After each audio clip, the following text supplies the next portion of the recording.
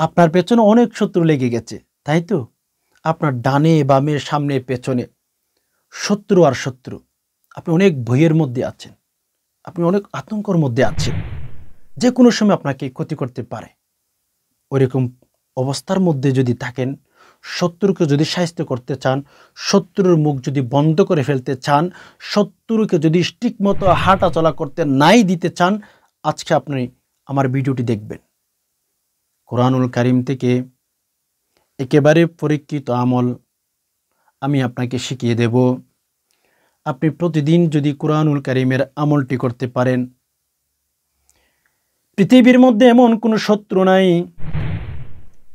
পৃথিবীর মধ্যে এমন কোনো শক্তি নাই যে আপনার পেছনে ক্ষতি করার জন্য বসে থাকবে আর আপনাকে ক্ষতি করতেই পারবে। এটা হতে পারে না। কেননা কোরআনুল কারীম থেকে আমল করতেছেন আপনি। আপনি আমাকে এমন একটি কিতাব দেখেন যেটা কোরআনুল কারীমের উপরে যেতে পারবে। আমি তো বলি, আল্লাহ পাক রব্বুল আলামিন যা যা আসমানি কিতাব নাজিল করেছেন, সকল আসমানি কিতাব যদি একত্রিত করেন আর কোরআনুল কারীমকে যদি একত্রিত করেন, একপাশে করেন, আমার বিশ্বাস হয় কোরআনুল কারীমের ওজন কিন্তু বেশি হয়ে যাবে। দেখবেন আমাদের সমাজে কিছু মানুষের কাজ শুধু মানুষের পেছনে লেগে থাকা, সে কিচ্ছু করে না, সে মানুষের পেছনে লেগে থাকে সারাদিন বসে বসে। এই ব্যক্তি কি করেছে, ওই ব্যক্তি কি করেছে, মানুষের খারাপ বুদ্ধি দিয়ে থাকে। অনেক মানুষ আছে সেরকম। কেননা সমাজে আপনি থাকবেন, একটু ভালো খাবেন, ভালো পড়বেন, এটা আপনার আত্মীয় স্বজন গ্রহণ করবে না। দুনিয়ায় বড় স্বার্থপর ভাই। মানুষ আপনার কাছে আসবে মাতাউন কলিল, মাতাউন কলিল। আল্লাহ বলেছেন দুনিয়ার শান্তি বেশি দিন নয়। আপনি তো চিন্তা করে দেখেছেন, আপনার প্রিয় মানুষটা আপনার কাছে এসেছিল, কিছুদিন আপনাকে শান্তি দিয়েছিল, কথা বলেছিল, হুট করে দেখা যায় আপনার ওই আপন মানুষগুলো কিন্তু আপনার বিরুদ্ধে চলে গেছে। কিছুদিন আপনাকে শান্তি দিয়েছিল, কথা বলেছিল, ভালো পরামর্শ দিয়েছিল, কিন্তু আপনি কি কখনো চিন্তা করে দেখেছেন এখন যে আপনার বিরুদ্ধে চলে গেছে, বছরের পর বছর কিন্তু আপনার বিরুদ্ধে লিখতেই থাকবে, বছরের পর বছর কিন্তু আপনার বিপক্ষে বলতেই থাকবে। এজন্য মেরে দোস্ত, দুনিয়ার সুখ শান্তি বেশি দিন থাকে না, এটা হচ্ছে অস্থায়ী, এটা হচ্ছে অস্থায়ী। মানুষকে ক্ষতি করতে যাবেন কেন? একটু যদি ভালো খান, একটু যদি ভালো পড়েন, দেখবেন আপনার অন্য কিছু করতে হবে না। আপনার পেছনে এমনিতে শত্রু তৈরি হয়ে গেছে। এমনও তো দেখা যায় অনেক মানুষ বলেন যে হুজুর, আমার এই আপন মানুষটা আমার বিরুদ্ধে ভাবে কথা বলবে, আমাকে নিয়ে মানুষের সামনে সমালোচনা করবে। হুজুর, এই কথাটা, এই বিষয়টা আমি কখনো ভাবতেও পারি নাই। আমি যাকে না দেখলে থাকতে পারতাম না, যাকে ছাড়া আমি কিছু খাইতাম না, যার সাথে আমি প্রতিদিন কথা বলতাম, হুজুর ওই ব্যক্তিটাই কিন্তু এখন বর্তমানে সবচেয়ে আমার বড় শত্রু হয়ে গেছে। অনেক মানুষ বলে ফেলেন। ও মেরে দোস্ত, এটা দুনিয়ায়, এটা স্বার্থের খেলার দুনিয়ায়। এখানে যতক্ষণ পর্যন্ত স্বার্থ থাকবে ততক্ষণ পর্যন্ত আপনাকে সদিক বলবে, বন্ধু বলবে, ফ্রেন্ড বলবে। স্বার্থ শেষ, এই জগতের মানুষগুলো কিন্তু 1 মিনিট ছাড়া আপনাকে ভুলে যাবে, আপনার কথা দুবার কিন্তু চিন্তা করবে না। মেরে দোস্ত, এটা দুনিয়ায়, এখানে ক্ষতি করার চেষ্টা করতে থাকবে। আপনি একটু ভালো খাবেন, ভালো পড়বেন, ছেলেমেয়েরা ভালো চাকরি করবে, ছেলেমেয়েরা বিভিন্ন ভালো ভালো প্রতিষ্ঠানে পড়াশোনা করবে, জ্ঞান অর্জন করতে যাবে, দেন এটা কেউ সহ্য করতে পারবে না, নিতে পারে না, অনেকে নিতে পারে না।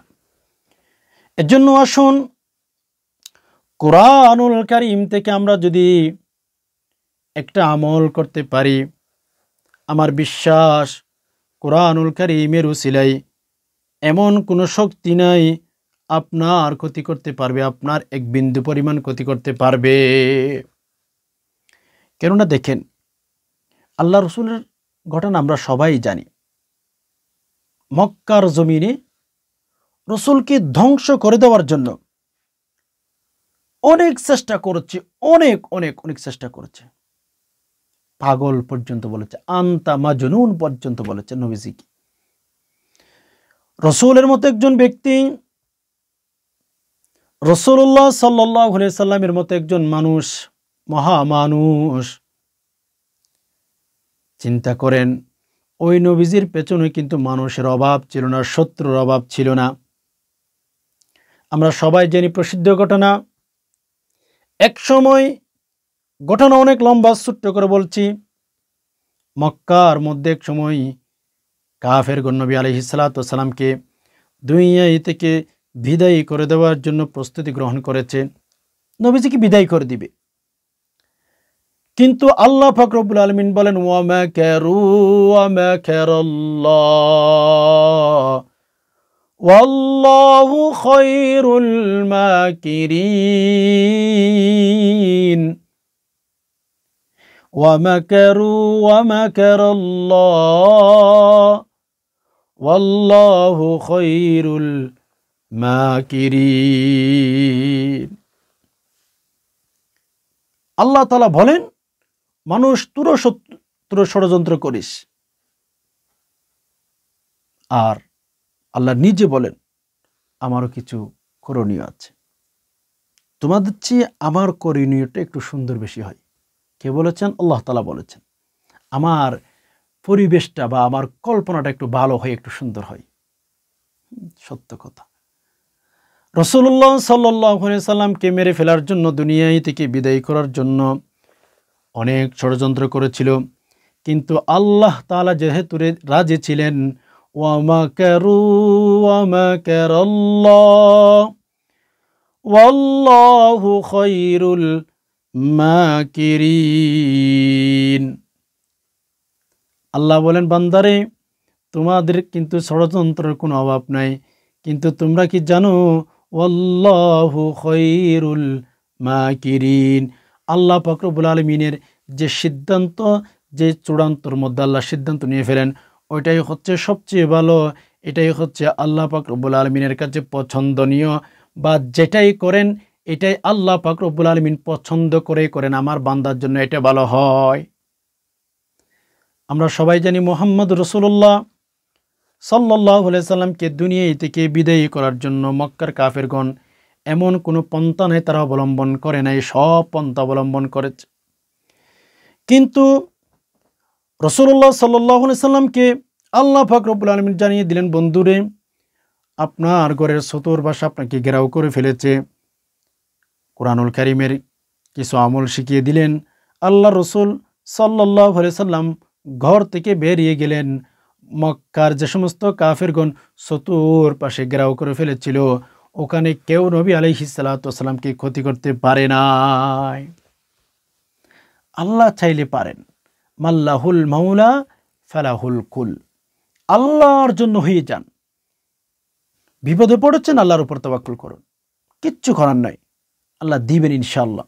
তো যাই হোক, সম্মানিত দিনী ভাই বোন, আমরা যদি শত্রুকে ধ্বংস করে দিতে চাই, আল্লাহ পাক রব্বুল আলামিন আসমান থেকে ভালো একটা ফায়সালা করে দিবেন, এটা যদি চাই, তাহলে আমাদের উচিত কোরআনুল কারীমের পাশে যাওয়া, কোরআনুল কারীম থেকে আমল করে, এটা আমাদের জন্য একদম জরুরি।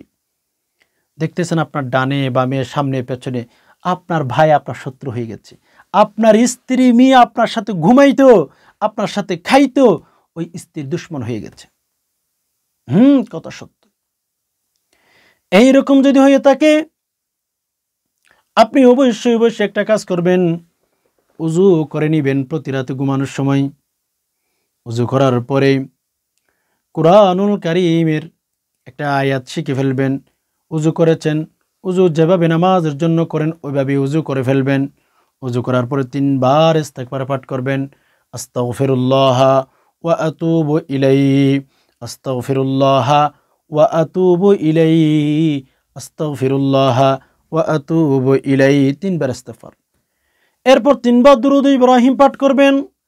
আল্লাহুম্মা সাল্লি আলা মুহাম্মাদিন ওয়া আলা আলি মুহাম্মাদ কামা সাল্লাইতা আলা ইব্রাহিম ওয়া আলা আলি ইব্রাহিম ইন্নাকা হামিদুম মাজিদ।